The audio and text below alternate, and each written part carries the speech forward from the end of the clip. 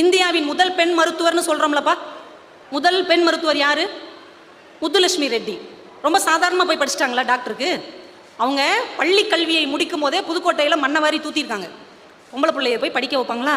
இந்த நாடு உருப்படவா போகுதுன்னு அவங்க அப்பாட்ட போய் எல்லாரும் சண்டை போட்டிருக்காங்க. அதையும் தாண்டி அவர் கொண்டு போய் மெட்ராஸ் மெடிக்கல் காலேஜில் மகளை சேர்த்துருக்கிறார். போய் பார்த்ததுக்கப்புறம் அந்த அம்மாவுக்கு பெரிய அதிர்ச்சி. என்ன தெரியுமா? எல்லாருமே ஆம்பளை பசங்க. முத்துலட்சுமி மட்டும்தான் ஒரே பொம்பளை பிள்ளை போய் உட்காந்துருக்கு. நினச்சி பாருங்க, கற்பனை பண்ணி பாருங்க. அந்த காலத்தில் ஒரே ஒரு பெண் பிள்ளை ரெட்டஜடை போட்டு தாவணி போட்டு மெடிக்கல் காலேஜில் உட்காந்துருக்கு. சுற்றி ஆம்பளை பசங்களாக உட்காந்துருக்குறாங்க. இப்போ ஐரோப்பிய டீன் பாடம் நடத்துகிறார். ஒரு நாள் தாங்க. மறுநாள் இந்த பசங்களுடைய பேரண்ட்ஸ் எல்லாம் வந்துட்டாங்க கல்லூரிக்கு. எல்லா பெற்றோர்களும் வந்துட்டாங்க. பொம்பளை பிள்ளைய முதல் நிப்பாட்டுங்க. பொம்பளை பிள்ளை கிளாஸில் இருந்தால் ஆம்பளை பசங்க மனசு கெட்டு போயிடும். அந்த பிள்ளையை நிப்பாட்டுங்க.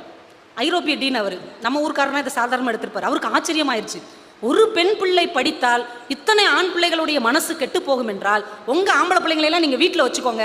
இந்த ஒரு பெண்